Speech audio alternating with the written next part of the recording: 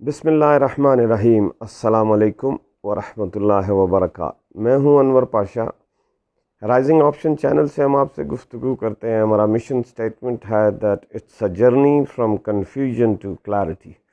ہماری زندگی میں ایز اے فرد، ایز ملک، ایز قوم اور ایز امہ ان کنفیوژنس کی وجہ سے ہماری پروڈکٹیوٹی ہر جگہ بری طرح متاثر ہو رہی ہے، ڈگنیٹی اینڈ آنر کمپرومائزز ہو رہے ہیں، اور ہم اوور آل دنیا میں ایک اچھا نام کیری نہیں کرتے۔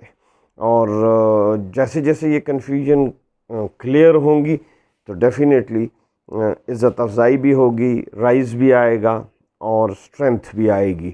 کلیئرٹی موجود ہے نبی پاک صلی اللہ علیہ وسلم کے نقش پا کے نیچے، اور جب تک ہم کلیئر تھے تو میرا خیال ہے کہ سب کو معلوم ہے کہ ہم کہاں تھے، اور جیسے جیسے ہم نے نام بدل کر چیزوں کو آلٹر کرنا شروع کیا اور کنفیوژن کریٹ ہوئی یا کرا دی گئی over a period of time, تو وہ کہتے ہیں کہ اتنا میٹھا بھی نہ ہو کہ کوئی نگل جائے اور اتنے کڑوے بھی نہ ہو کہ کوئی تھو تھو کرے۔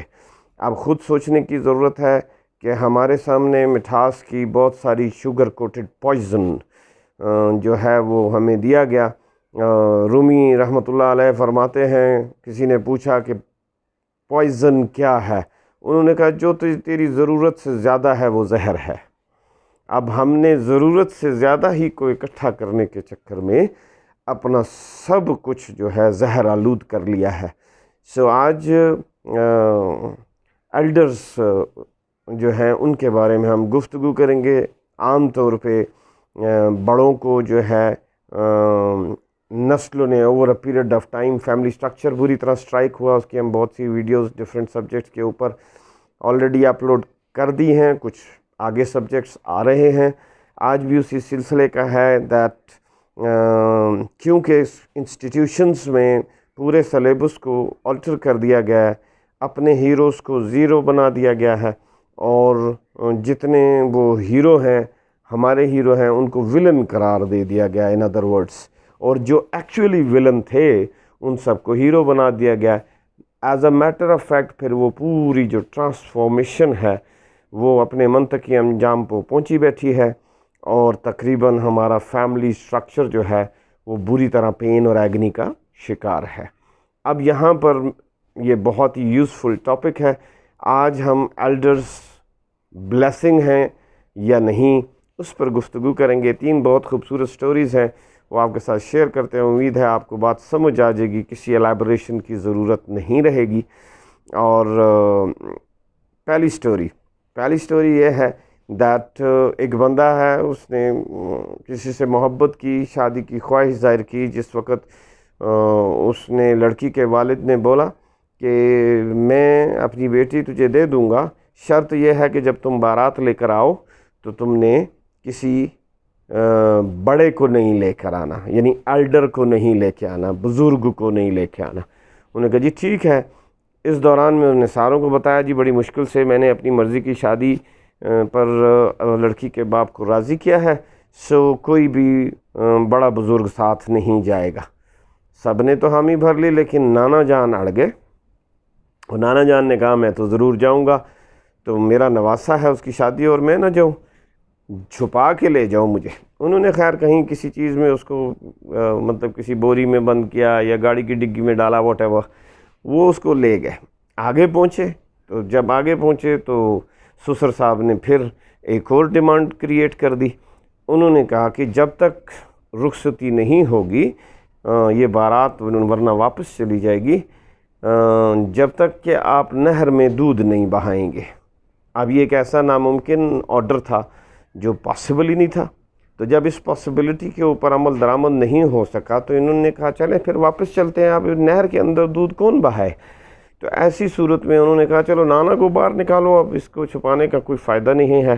تو اس کو جب باہر نکالا گیا تو اس نے کہا کیا ہوا؟ انہوں نے کہا جی بارات واپس جا رہی ہے۔ کس لیے واپس جا رہی ہے؟ اس لیے واپس جا رہی ہے کہ لڑکی کے والد نے کہا ہے دودھ میں نہر بہاؤ۔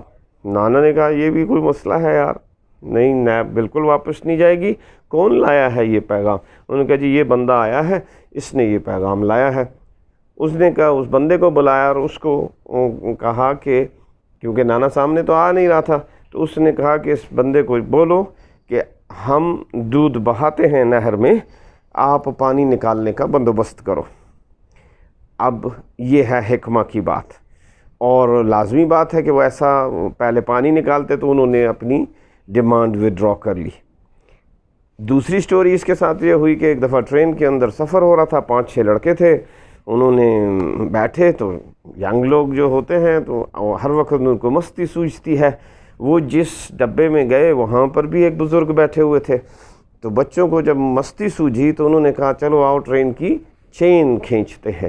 تو چین کھینچی جائے تو اس کا جرمانہ ہوتا ہے, اننیسیسریلی گاڑی کو روکنا بلا ضرورت. تو لڑکوں نے کہا کہ اگر ہم ایسا کریں گے تو ایسی صورت میں تو جرمانہ ہوگا. تو دوسرے ساتھی نے کہا کوئی ایشو نہیں ہے, جرمانہ دے دیں گے, چلو 200 روپے اکٹھا کرو. انہوں نے جو بھی, کسی نے 100 دیا, کسی نے 50 دیا, بہرحال انہوں نے کوئی 1200 روپیہ جو بھی جرمانہ تھا اس کو اکٹھا کر لیا, اور ایک بندے نے اپنی جیب میں ڈال لیا. اب اس لڑکے نے جس نے اپنی جیب میں ڈالا اس کو پھر ایک تجویز سوجی. اس نے کہا کتنا ہی اچھا ہو کہ ہمیں پیسے بھی نہ دینے پڑے, ہم چین بھی کھینچ لیں. انہوں نے کہا یہ کیسے ممکن ہے؟ انہوں نے کہا جب چین کھینچیں گے اور گارڈ آئے گا تو ہم ان بزرگ کا نام لے لیں گے. بزرگ رونے لگ پڑے. انہوں نے کہا بھائی میرا کیا قصور ہے, مجھے تم کس چکر میں ڈالنے لگے ہو؟ تو ایسی صورت میں انہوں نے کہا جی نہیں, مزہ ہی نہیں آئے گا, آپ چیخیں گے روئیں گے تو مزہ زیادہ آئے گا, پھر آپ کو جرمانہ ہوگا تو بہت ہی مزہ آئے گا. تو تھوڑی دیر بعد اس نے چین کھینچ دی. جب چین کھینچی تو خود ہی گارڈ کو بلا لایا. جب گارڈ آ گیا تو اس نے کہا جی آپ نے چین کیوں کھینچی ہے؟ وہ کہا جی ہم نے تو نہیں کھینچی, یہ بابا جی نے کھینچی ہے. بابا جی نے کیا کیا؟ بابا جی رونا شروع ہو گئے. انہوں نے کہا بھائی بزرگوار میں ایسا نہ کرتا تو بولو کیا کرتا. ان ساروں نے مل کے میرے سے 1200 روپیہ چھین لیا ہے, آپ اس کی جیب میں دیکھو 1200 روپیہ پڑا ہے, اور انہوں نے میرے پیسے کھینچ لیے. تو میں غریب آدمی ہوں, میں نے اس لیے چین کھینچ لی. انہیں فوراً اس کی تلاشی لی, اس میں سے ڈیفینیٹلی بابا نے دیکھ لیا تھا کہ انہوں نے 1200 روپے اکٹھے کیے ہیں. تو اس نے, وہ گرفتار ہو گئے. ان کو وہ لے کے جب جا رہا تھا تو شیشے میں سے بابا نے مسکرا کے ایسے کر کے ہاتھ پھیرا. اس نے کہا بیٹا یہ دھوپ میں بال سفید نہیں کیے. جیسے یٹ another اسٹوری جو حاضر دماغی کا ایک بہت ہی اچھا ثبوت ہے. تیسری اسٹوری اس کے اندر آتی ہے, اور وہ یہ ہے کہ ایک بندہ, اس کے پاس ایک اچھا گھوڑا تھا. اس نے کہا جی گھوڑا خریدو گے, گھوڑا بیچو گے؟ دوسرے بندے نے بولا. اس نے کہا نہیں جی میں نے تو نہیں بیچنا. کہتے ہیں 500 روپیہ تمہیں دیتا ہوں, آفر ہے میری, اگر تمہارا دل کرے تو گھوڑا بیچ دو. اس نے فی الحال انکار کیا. جب گھر پہنچا تو گھر دیکھا تو گھوڑا مرا پڑا تھا. اس کو چال سوجھی. اس نے کہا اس بندے نے آفر تو دے ہی دی تھی, گھوڑا گیا مر, تو کیوں نہ میں اس کو بیچ دوں. اس نے بولا بابا کو, بابا وہ آپ نے ایک آفر کی تھی, کتنے پیسے کہہ رہے تھے گھوڑے کے؟ کہنے 500 روپیہ. کہتے ہیں لاؤ 500 روپیہ. اس نے اس کو 500 روپیہ دے دیا. اس نے کہا آپ جائیں میرے گھر, آپ کو گھوڑا وہاں پڑا ہوا ملے گا. ڈیفینیٹلی وہ مر گیا. تو اس نے اپنی طرف سے دھوکہ بھی دیا, لیکن بظاہر سچ بولنے کی کوشش کی. بابا جب ادھر گیا تو اس نے دیکھا گھوڑا تو مرا پڑا تھا. بابا نے کوئی اعتراض نہیں کیا. بابا نے خاموشی سے واپس آ گیا. کافی دن گزر گئے. جب کافی دن گزر گئے تو یہ جو تھا تھوڑا جھیمپا پھر رہا تھا, کیونکہ محلے داری تھی تو آمنا سامنا تو ہوتا ہی تھا. تو اس نے وہاں پہ ایک دن بابا آگے سامنے آ گیا, اور اس نے اس کے ساتھ شیک ہینڈ کیا, ملے چلے. اس نے کہا کہ وہ آپ نے گھوڑا مجھ سے لیا تھا؟ کہتے ہیں ہاں لیا تھا. کہ لیکن وہ تو مرا ہوا تھا, اس کو بے چینی ہو رہی تھی. تو اس نے کہا وہ تو مرا ہوا تھا. تو کہتا کیا ہوا مرا ہوا؟ پھر کہتا تم نے اس کا کیا کیا؟ کہتا ہے میں نے اس کے اوپر 1-1 روپے کی لاٹری لگا دی. 10,000 بندے آ گئے. انہوں نے کہا جی 1 روپے میں گھوڑا نکل رہا ہے. کہتے 10,000 مجھے مل گئے پیسے, میں نے 1 کی لاٹری نکال دی, اور اس کو کہا جی جاؤ گھوڑا لے لو. وہ جب وہاں پر گیا تو اس نے دیکھا تو گھوڑا مرا پڑا تھا. اس نے کہا یار یہ تو گھوڑا مرا ہوا ہے. اس نے کہا اچھا نہیں لینا تم نے, مرا ہوا, یہ لو تم اپنا روپیہ واپس لے لو. اینڈ اس نے اس کا روپیہ اس کو واپس کر دیا. ادھر سے اس نے لاٹری نکال دی, ادھر سے اس نے 10,000 روپیہ بھی کما لیا, اور کوئی جھگڑا بھی نہیں کیا. اب یہ 3 ڈیفرنٹ بزرگ تھے, انہوں نے 3 ڈیفرنٹ جگہ کے اوپر اپنی ایکٹیویٹی کی. امید ہے آپ کو بات سمجھ آئی ہوگی. یہ ایلڈرز جو ہیں یہ بلیسنگ ہے. جو نئے دوست احباب آئے ہیں انہیں کوشش کیجئے کہ اس کو آپ سبسکرائب کریں, اور بیل آئیکن ضرور دبائیں تاکہ آپ کو ریگولرلی ویڈیوز ملنا شروع ہوں.